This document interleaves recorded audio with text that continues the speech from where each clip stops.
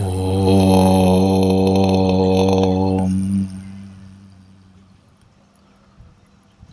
ഗുരുർബ്രഹ്മാ ഗുരുർവിഷ്ണു ഗുരുർദേവോ മഹേശ്വരഃ ഗുരു സാക്ഷാത് പരം ബ്രഹ്മ തസ്മൈ ശ്രീ ഗുരവേ നമഃ. ഓം സദാശിവസമാരംഭാം ശങ്കരാചാര്യമധ്യമാം അസ്മദാചാര്യപര്യന്താം വന്ദേ ഗുരുപരമ്പരാം. ഓം. ഇന്നലെ നമ്മൾ നമ്മുടെ മാതൃക കുടുംബത്തെക്കുറിച്ച് അല്പം ചിന്തിച്ചു. അത് അനേക മാസങ്ങൾ അതേ വിഷയം വെച്ച് നമുക്ക് കൂടിയിരിക്കാവുന്നതാണ്. അതുമായി ബന്ധപ്പെട്ട വിഷയം തന്നെയാണ് ഇന്ന് ചർച്ചയ്ക്ക് വെച്ചിട്ടുള്ളത്. ഇന്നലെ സൂചിപ്പിച്ചതുപോലെ വളരെ കുറച്ച് സമയം മാത്രം ഇന്ന് പറയാം. കാരണം കൂടുതൽ സംശയങ്ങളുടെ കടലാസുകൾ ഇവിടെ കാണുന്നുണ്ട്. അപ്പോൾ സമൂഹത്തു നിന്ന് വരുന്ന ചോദ്യത്തിന് ഉത്തരം പറയുന്നതാണ് കൂടുതൽ ഉപകാരം. സംഘാടകർ നിശ്ചയിക്കുന്ന വിഷയത്തേക്കാൾ സമൂഹം നിശ്ചയിക്കുന്ന വിഷയങ്ങളാണ് എപ്പോഴും നല്ലത്. എങ്കിലും സദസ്സിൻ്റെ മര്യാദയ്ക്ക് വേണ്ടി മാത്രം അല്പം പറയാം.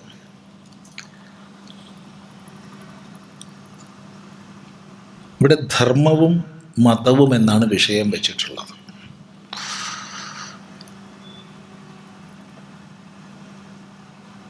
പലപ്പോഴും പല വേദികളിൽ ആവർത്തിച്ച് നൂറുകണക്കിന് സ്ഥലങ്ങളിൽ നിന്ന് ഉണ്ടാവുന്നൊരു ചോദ്യമാണ്, എന്താണ് ധർമ്മവും മതവുമുള്ള വ്യത്യാസമെന്ന്.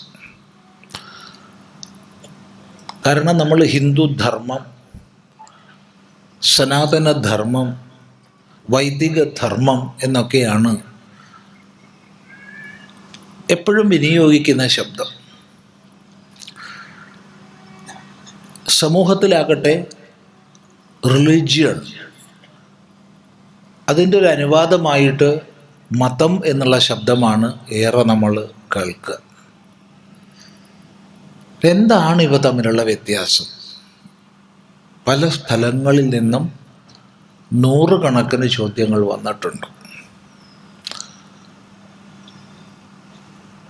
ധർമ്മം, മതം ഇവയെ ശബ്ദാർത്ഥം മുതൽക്ക് വിശദീകരിച്ചു കൊടുക്കാൻ കഴിയുമെങ്കിൽ അതിനുള്ള സമയവും സന്ദർഭമൊക്കെ ഉണ്ടെങ്കിൽ അങ്ങനെ ചെയ്യാറുണ്ട്. ഏറ്റവും ചുരുങ്ങിയ ഭാഷയിൽ മനസ്സിലാക്കിപ്പിക്കണമെങ്കിൽ രണ്ടിൻ്റെയും പദാർത്ഥങ്ങളിലേക്ക് കടക്കാറില്ല. പിന്നെ അവയുടെ വേർതിരിവിനെ മനസ്സിലാക്കിപ്പിക്കാൻ ഏതൊരു കൊച്ചു കുഞ്ഞിനും ഉൾക്കൊള്ളാൻ കഴിയുന്ന ഒരു ചിത്രം അവർക്ക് മുമ്പിൽ കാണിക്കും. ആ ചിത്രം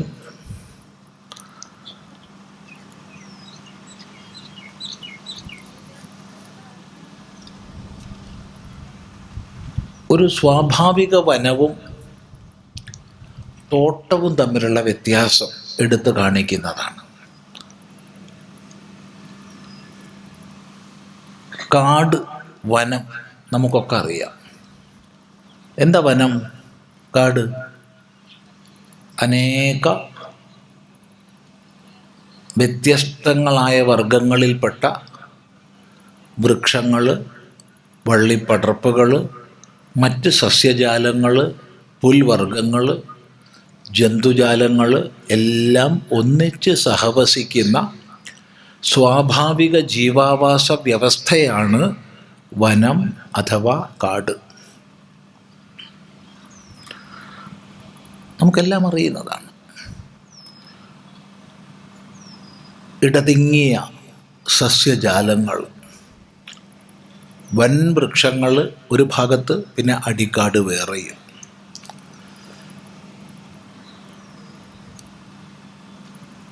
ഈ വനം, അവിടെയുള്ള വൃക്ഷങ്ങളെല്ലാം നമ്മൾ വെട്ടി നശിപ്പിച്ചു എന്ന് വിചാരിക്കുക.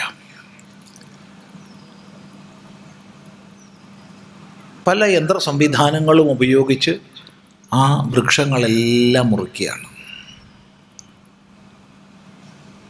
ശക്തങ്ങളായ പല യന്ത്ര സംവിധാനങ്ങൾ ഉപയോഗിച്ച് അവിടുത്തെ ഭൂമി നിരപ്പാക്കുകയാണ്. അത് കഴിഞ്ഞ് തുല്യ അകലത്തിൽ കുഴിയെടുക്കുകയാണ്. ആ കുഴിയിലെല്ലാം വൃക്ഷത്തൈകൾ നട്ട് വെള്ളം നനച്ച് വളം കൊടുത്ത് വളർത്തുകയാണ്. ചുരുങ്ങിയ വർഷങ്ങളെ കൊണ്ട് ആ പ്രദേശം മുഴുവൻ ചെടി നിറയും. ചുരുങ്ങിയ വർഷം കൊണ്ട് അതൊരു വലിയ അനേകായിരം വൃക്ഷങ്ങൾ ഒത്തു നിൽക്കുന്ന പ്രദേശമായി മാറും. പക്ഷേ അതൊരിക്കലും വനം എന്ന് പറയപ്പെടില്ല. അത് തോട്ടമാണ്, പ്ലാന്റേഷൻ, തോട്ടമാണ്. തോട്ടത്തിൽ ഒരു വിളയും മറ്റെല്ലാം കളകളുമാണ്. ആവർത്തിച്ച് പറയട്ടെ, തോട്ടത്തിൽ ഒരു വിള, മറ്റെല്ലാം കള. കള എന്താണ്? പറിച്ച് കളയേണ്ടതാണ്. കാട്ടിലോ കളയില്ല, വിളയില്ല.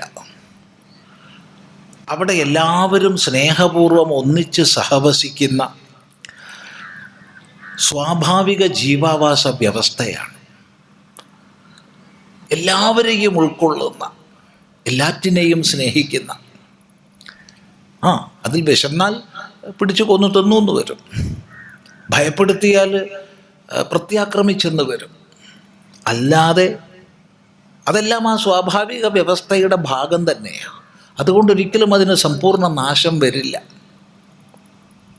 അത് ഈ പ്രപഞ്ചത്തിൻ്റെ ഒരു നിയമക്രമത്തിൻ്റെ ഭാഗമാണ്.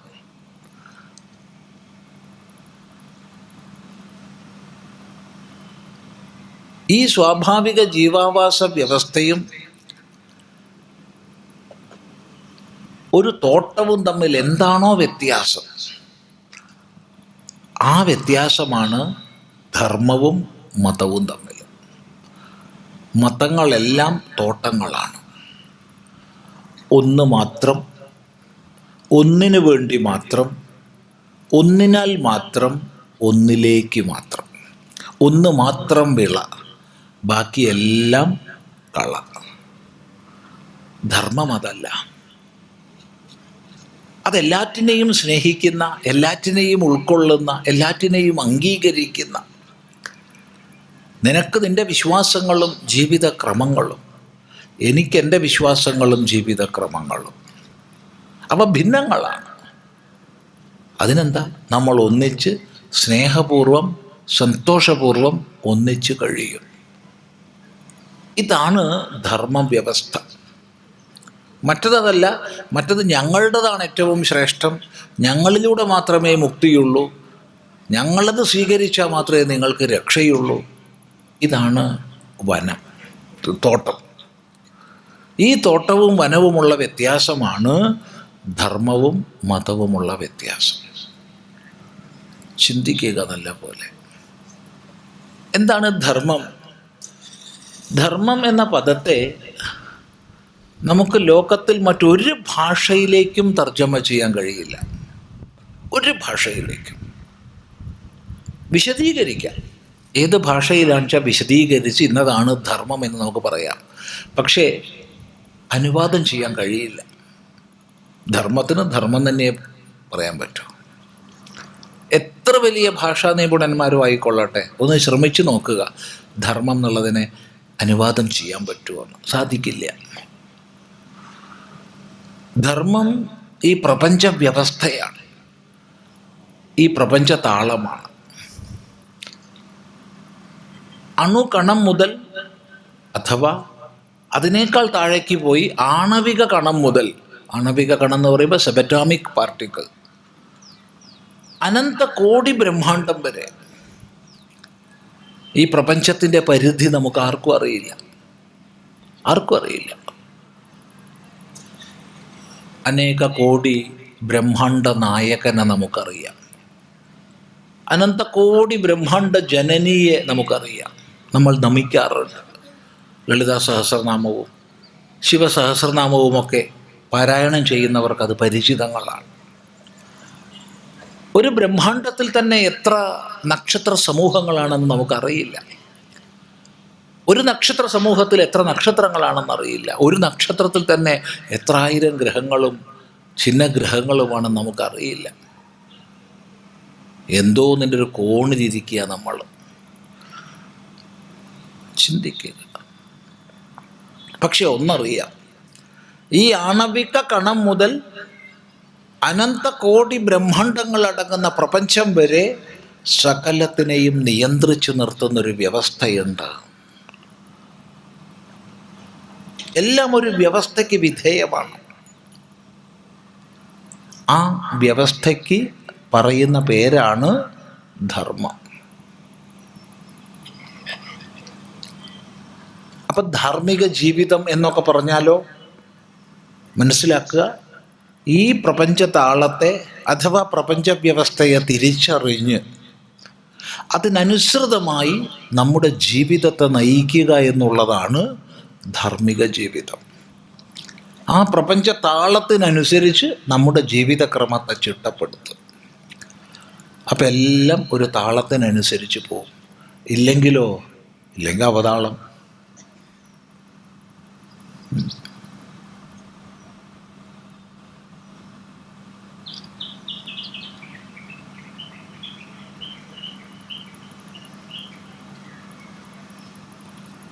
ചിന്തിക്കുക. നമ്മളൊരു വ്യക്തി എന്നുള്ള രീതിയിൽ നമ്മൾ ജീവിക്കുകയാണ്. നമ്മളെല്ലാവരും നമ്മുടെ സുഖത്തിനായിക്കൊണ്ടാണ് ജീവിക്കുന്നത്, ദുഃഖനിവൃത്തിക്കായിക്കൊണ്ടാണ് ജീവിക്കുന്നത്. നമുക്ക് വ്യത്യസ്തങ്ങളായ ലക്ഷ്യങ്ങളുണ്ട്, പല മാർഗങ്ങളുണ്ട്. ഇതൊക്കെ ഉണ്ടെങ്കിലും നമ്മൾ ജീവിക്കുന്നത് ഈ പ്രപഞ്ചത്തിലാണ്. ഈ പ്രപഞ്ചത്തിൻ്റെ ഏതോ ഒരു ചെറിയ ഭാഗമായ ഈ സൗരയൂഥത്തിലാണ്.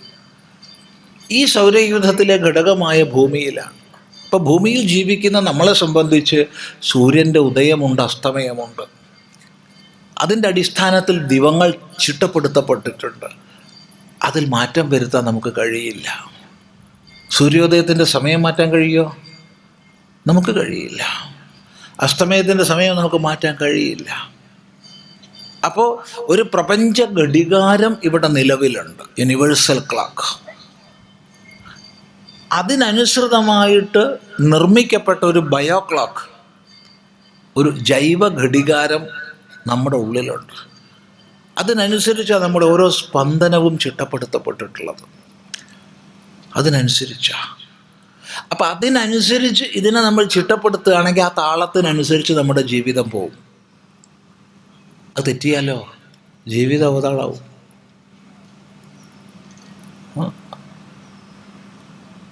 രാത്രി വളരെ വൈകിട്ടും 1 മണിയായിട്ടും 2 മണിയായിട്ടും ഈ സാധനവും പിടിച്ച് ഞെക്കി ഇരുന്നിട്ട് ഉണരേണ്ട സമയത്ത് ഉറങ്ങുക.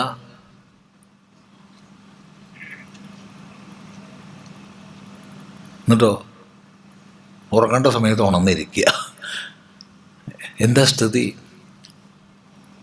അവതാളമാണ് ജീവിതം. ഇന്ന് നമ്മുടെ വിദ്യാർത്ഥികളിൽ 99% ജീവിതവും അവതാളത്തിലാണ്. കാരണം ഈ യൂണിവേഴ്സൽ ക്ലോക്കിനനുസരിച്ചായിരിക്കണം നമ്മുടെ ബയോ ക്ലോക്ക്. അത് തെറ്റുമ്പോൾ ഒന്ന് ഇംഗ്ലീഷ് ഭാഷയൊക്കെ ഉപയോഗിച്ചാൽ പെട്ടെന്ന് കേൾക്കും ആൾക്കാർ. നമുക്കൊരു അനുഭവം പറഞ്ഞു തരാം. ഒരു യുവ സമൂഹത്തിൻ്റെ മാത്രം ഒരു പരിപാടിയിൽ പങ്കെടുക്കാൻ പോയി. അവിടെ യുവസമൂഹം മാത്രമേ ഉള്ളൂ, യുവജനങ്ങൾ മാത്രമേ ഉള്ളൂ. ഇപ്പോൾ സംഘാടകർ പറഞ്ഞത് 100-200 യുവജനങ്ങൾ ഉണ്ടാവുന്ന. ഞാൻ ചെന്ന് നോക്കിയപ്പോൾ ഒരു 10-30 പേരുണ്ട്. ഇല്ലയെന്ന് പറഞ്ഞുകൂടാ. അത് തന്നെ വലിയ സംഖ്യ. ആ കൂട്ടത്തിലൊരാൾ കേമമായി സ്വാഗതം ചെയ്തു ചിദാനന്ദപുരസ്വാമിയെ. എന്നാൽ ഈ സ്വാഗതം ചെയ്യുന്നതെങ്കിലും ഇവരൊന്ന് കേൾക്കണ്ടേ? ചിലർ അങ്ങോട്ട് നോക്കിയിരിക്കുന്നുണ്ട്, ചിലർ ഇങ്ങോട്ട് നോക്കിയിരിക്കുന്നുണ്ട്, ചിലർ ഫോണിലുണ്ട്, ചിലർ മറ്റേ എന്താ പറയേണ്ടത് ഐപാഡ് വെച്ചിട്ട് ഉള്ള പരിപാടിയാണ്.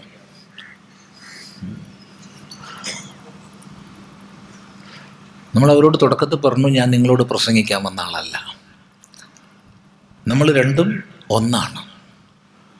അപ്പം നമ്മൾ ചില കാര്യങ്ങൾ സംസാരിക്കാൻ വേണ്ടിയായിരിക്കുന്നത്. ഞാൻ പറയണത് നിങ്ങൾ കേൾക്കണം, നിങ്ങളിത് പറഞ്ഞ് ഞാൻ കേൾക്കും, അങ്ങനെ നമുക്ക് ആശയ സംവാദം നടത്താം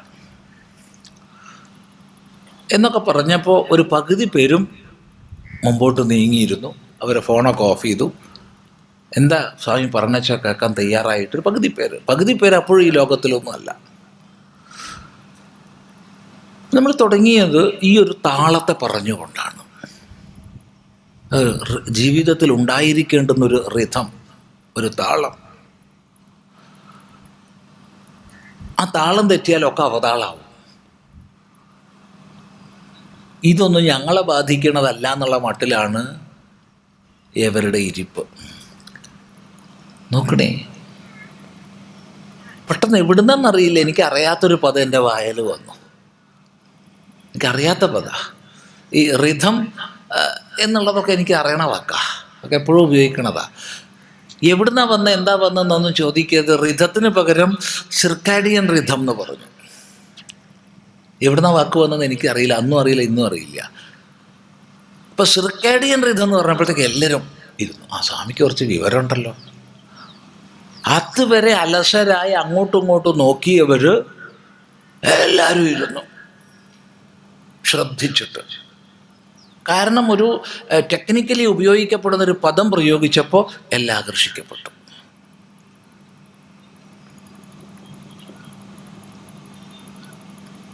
ഞാൻ പറഞ്ഞു, ഒരു പ്രസംഗത്തിനുള്ള നിങ്ങൾക്ക് എന്ത് വേണമെങ്കിൽ ചോദിക്കാം. സ്വാഗതം ചെയ്തതുപോലും കേട്ടിട്ടില്ലാത്തൊരു യുവതി എഴുന്നേറ്റിട്ട്, നിങ്ങൾ ഹിന്ദു ധർമ്മത്തിൽ, നോക്കണേ, നിങ്ങൾ ഹിന്ദു ധർമ്മത്തിൽ, ഇൻ ഹിന്ദുയിസം ആണ്. ഹിന്ദു ധർമ്മത്തിൽ എന്നുള്ളത് ഞാൻ തർജ്ജമ ചെയ്തതായിക്കോട്ടെ. ഹിന്ദുയിസത്തിൽ എന്താണ് ട്രാൻസ്ജെൻഡറിനോടുള്ള സമീപനം? അപ്പം ചോദ്യം കേട്ടപ്പോൾ എനിക്ക് മനസ്സിലായി, ട്രാൻസ്ജെൻഡറിനോടുള്ള സ്നേഹം കൊണ്ടൊന്നും അല്ല ചോദ്യം, ഹിന്ദു ധർമ്മത്തെ വിമർശിക്കാൻ വേണ്ടിയുള്ളൊരു ചോദ്യമാണ്. നമ്മൾ പറഞ്ഞു, ലോകത്തിൽ ഏതെങ്കിലും ഒരു ഇക്കണോമിക് സിസ്റ്റത്തിൽ, ലോകത്തിൽ ഏതെങ്കിലും ഒരു പൊളിറ്റിക്കൽ സിസ്റ്റത്തിൽ, ലോകത്തിൽ ഏതെങ്കിലും ഒരു റിലീജിയസ് സിസ്റ്റത്തിൽ അർദ്ധനാരീശ്വര സങ്കല്പം കാണിച്ചു തരാമോ? അർദ്ധനാരീശ്വരനെ പൂജിക്കുന്നത് കാണിച്ചു തരാമോ? പകുതിയാണ്, പകുതി പെണ്ണ്.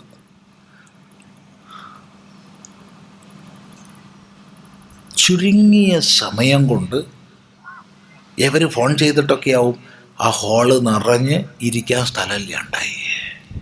ഞങ്ങളൊരു 2 മണിക്കൂറിലധികം പിന്നെ പതുക്കെ നമ്മൾ വിഷയത്തിലേക്ക് കൊണ്ടുവന്നു. ഇതെന്തിനാ ഇവിടെ പറഞ്ഞതെന്ന് ചോദിച്ചാൽ, പലപ്പോഴും നമ്മൾ യുവജനങ്ങളെ അഡ്രസ്സ് ചെയ്യാൻ നമുക്ക് കഴിയുന്നില്ല. അവിടെയാണ് നമ്മുടെ പരാജയം. നമ്മൾ ഒരു സന്യാസി അല്ലെങ്കിൽ നമ്മൾ ഹിന്ദു ധർമ്മത്തെക്കുറിച്ച് പറയുമ്പോൾ ഇതൊക്കെയാണ് പറയാന്നൊരു മുൻധാരണയിലാണ് നമ്മുടെ യുവസമൂഹം ഇരിക്കുന്നത്. അതിലൊരു മാറ്റം വരുത്താൻ നമുക്ക് കഴിയുമോ? കഴിയണമെങ്കിൽ ഇത്തരം വിഷയങ്ങളെക്കുറിച്ച് നമ്മൾ വ്യക്തമായി ബോധമുള്ളവരായിരിക്കണം. ഈ പ്രപഞ്ച ഘടികാരവും നമ്മുടെ വൈയക്തികമായ ജൈവ ഘടികാരവും തമ്മിലുള്ള തുലനം നഷ്ടപ്പെട്ടാൽ ജീവിതം മുഴുവൻ അവതാളായി. അപ്പം ധർമ്മം എന്താ? ധർമ്മം എല്ലാത്തിനെയും ചേർത്ത് കോർത്ത് നിർത്തുന്ന വ്യവസ്ഥയാണ്, പ്രപഞ്ച താളമാണ്. അതിനനുസരിച്ച് നമ്മുടെ ജീവിതം വന്നാൽ നമുക്ക് കാര്യങ്ങൾ ചെയ്യാം. വിദ്യാർത്ഥിക്ക് ഉന്നത വിജയം നേടാം, കച്ചവടക്കാരന് ഉന്നത വിജയം നേടാം, കൃഷിക്കാരന് ഉന്നത വിജയം നേടാം,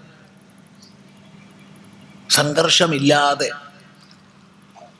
ഈ താളത്തിനനുസൃതമായി ജീവിതം നയിക്കാം. അല്ലെങ്കിൽ ടെൻഷൻ, സ്ട്രെസ്, അത് ഇത്.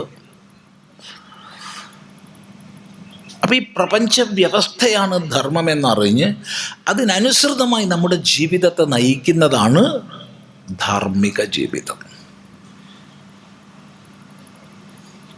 ശ്രദ്ധിക്കുക, അവിടെ കള വിള എന്നതില്ല. മതം അതല്ല. മതം എന്ന് നമ്മൾ പറയുമ്പോൾ അതിന് ഉന്നതമായ അർത്ഥമുണ്ട്, മനനത്തിലൂടെ നിഷ്പന്നമായ ജ്ഞാനം എന്നർത്ഥമുണ്ട്. ഇതി മതം മമ എന്നൊക്കെ ഗീതയിൽ ഭഗവാൻ പറയുന്ന സമയത്ത് ഉന്നതമായ അർത്ഥം അവിടെയുണ്ട്. പക്ഷെ ലോകസാധാരണമായി റിലിജ്യൻ എന്നുള്ള നിലയ്ക്ക് നമ്മൾ മനസ്സിലാക്കുന്ന മതശബ്ദത്തിന് അഭിപ്രായം എന്നാണ് അർത്ഥം. ഈ പ്രപഞ്ചത്തെ സംബന്ധിച്ച്, പ്രപഞ്ച വിധാതാവിനെ സംബന്ധിച്ച്, നമ്മെ സംബന്ധിച്ച്, നമ്മുടെ ലക്ഷ്യത്തെ സംബന്ധിച്ച്, മാർഗത്തെ സംബന്ധിച്ചൊക്കെ ഈ ലോകത്തിൽ ഏതെങ്കിലും പ്രദേശത്ത് ഏതോ കാലഘട്ടത്തിൽ ജീവിച്ച ചില മഹാപുരുഷന്മാരുടെ അഭിപ്രായങ്ങൾ, അവർ മുന്നോട്ട് വെച്ച അഭിപ്രായങ്ങളെ പിൻപറ്റി ഒരു ജനസമൂഹം ജീവിതം വാർത്തെടുക്കുമ്പോൾ അതൊരു മതമായി ഉരുത്തിരിയും. ഇങ്ങനെ എത്രയോ ആയിരം മതങ്ങൾ ലോകത്തിൽ ആവിർഭവിച്ചു, നശിച്ചു. എത്രയോ ആവിർഭവിക്കുന്നു, നശിക്കുന്നു. ഇതനുസ്യൂതം തുടർന്നുകൊണ്ടേയിരിക്കും. എന്നാൽ ഏത് മതം ആവിർഭവിച്ചാലും വളർന്നാലും തളർന്നാലും നശിച്ചാലും അതിൻ്റെ എല്ലാം അന്തർധാരയായി നിലകൊള്ളുന്ന ശാശ്വത മൂല്യങ്ങളുണ്ട്.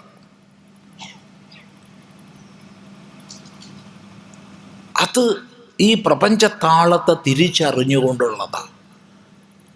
അതാകുന്നു ധർമ്മം.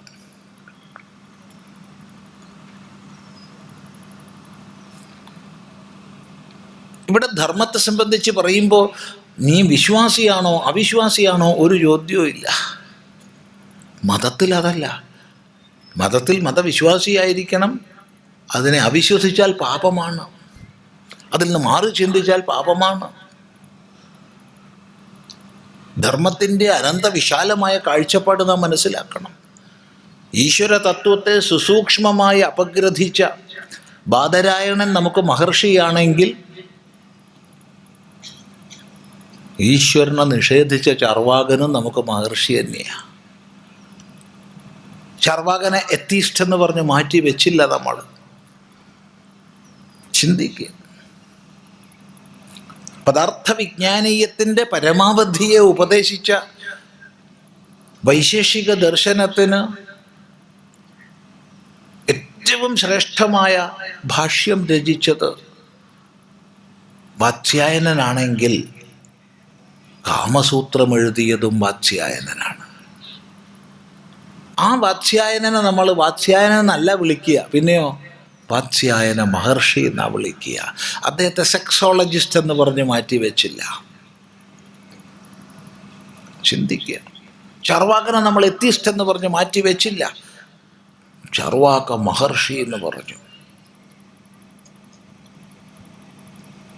ശൈവവും വൈഷ്ണവവും ശക്തേയവും ഗാണപത്യവും സൗരവും സ്കാന്തവും എന്തെന്ത് വ്യത്യാസങ്ങളുണ്ടെങ്കിലും അതിൻ്റെ മുഴുവൻ അടിത്തറ ഒന്നാണെന്നറിഞ്ഞ്, വ്യത്യസ്ത ഭാഷകളിൽ അവർ പറഞ്ഞാലും ലക്ഷ്യം ഒന്നാണെന്നറിഞ്ഞ് എല്ലാത്തിനെയും ഒന്നായി കണ്ടു. ഈ ധർമ്മത്തിൻ്റെ കാഴ്ചപ്പാടാണ് ഇന്ന് നമ്മൾ ഏറെയേറെ ഉൾക്കൊള്ളേണ്ടതും പ്രസരിപ്പിക്കേണ്ടതും. മതം വിഭാജനമാണ്. സ്വാഭാവിക വനങ്ങളെ വെട്ടി തോട്ടമുണ്ടാക്കലാണ്. തോട്ടം ഊഷരമാണ്. എത്ര പേര് അംഗീകരിക്കുന്നറിയില്ല. വനം ശീതളമാണ്. വനം ശീതളമാണ്. ഈ അടുത്ത കാലത്തായിട്ട് കുറേ വാർത്തകൾ വന്നു. കാട്ടിൽ നിന്ന് ചൂട് സഹിക്കാൻ വയ്യാതെ ആനകൾ പുറത്തേക്ക് വരികയാണ്. എത്ര ആലോചിച്ചാലും പിടികിട്ടില്ല ഇതെങ്ങനെ. കാരണം കാട് ശീതളമല്ലേ. അവിടെ ചൂട് സഹിക്കാതെ ആന പുറത്തേക്ക് നാട്ടിലേക്ക് വരിക എന്ന് പറഞ്ഞാൽ എന്താ അപ്പം അതിൻ്റെ അർത്ഥം? പോയി പരിശോധിക്കുക. അപ്പോൾ കാണാം നമ്മൾ ഈ കാടെന്ന് പറയുന്നത് ഫോറസ്റ്റ് ഡിപ്പാർട്ട്മെൻ്റൊക്കെ ആണെങ്കിലും അധികവും ഇന്ന് തോട്ടങ്ങളാണ്. യൂക്കാലിപ്റ്റസ് തോട്ടം, അക്കേഷ്യ തോട്ടം, സുബാബുൽ തോട്ടം, തേക്കിൻ തോട്ടം, മഹാഗണി തോട്ടം. തോട്ടം ഒരിക്കലും കാടാവില്ല. തോട്ടങ്ങളെല്ലാം ഊഷരമാണ്. ഇനി തണുപ്പ് തരുന്ന വൃക്ഷങ്ങൾ വെച്ച് പിടിപ്പിച്ചാൽ പോലും മാങ്കാടാവില്ല, ആവോ മാന്തോപ്പയാവൂ. ഇനി അതിനേക്കാൾ തണുപ്പ് തരുന്നതാ പ്ലാവ് നിറയെ വെച്ച് പിടിച്ച പ്ലാവിൻ്റെ തോട്ടമാകാം, കാടെന്നതിനെ പറയില്ല. ചിന്തിക്കുക. അതുകൊണ്ട് ലോകത്തെ മുഴുവൻ ഉൾക്കൊള്ളാൻ നമ്മെ പഠിപ്പിച്ച, ഒന്നിനെയും മാറ്റി സ്നേഹിക്കുകയല്ല, മാറ്റാൻ സ്നേഹിക്കുകയല്ല, ഉള്ളതുപോലെ സ്നേഹിക്കാൻ പഠിപ്പിച്ച, വിശ്വം ഭവത് ഏകനീടം, ഈ വിശ്വം മുഴുവൻ ഒരു പക്ഷിക്കൂടാണ്, അല്ലെങ്കിൽ ഒരു കുടുംബമാണ്, വസുധൈവ കുടുംബകമെന്ന് പഠിപ്പിച്ച ആ വീക്ഷണമാണ് ധർമ്മം. ചിന്തിക്കുക. മറ്റതെല്ലാം ഒന്നേ ഉള്ളൂ വിള, ബാക്കിയെല്ലാം കളയ. ഇത്രയും ചിന്തിച്ചു കഴിഞ്ഞാൽ കൂടുതൽ വിചാരം ചെയ്ത് ധർമ്മവും മതവുമുള്ള വ്യത്യാസത്തെ ഓരോരുത്തർക്കും വിവിധ ദൃഷ്ടികളിലൂടെ ഉൾക്കൊള്ളാൻ കഴിയും. വിശദീകരിച്ച് പറഞ്ഞാൽ തീരില്ല. അതുകൊണ്ട് നേരത്തെ പറഞ്ഞതനുസരിച്ച് ഇവിടെ സംശയങ്ങളിലേക്ക് കടക്കുകയാണ്. വളരെയധികം സംശയങ്ങളുടെ കടലാസുകളുണ്ട്. വളരെ സന്തോഷം.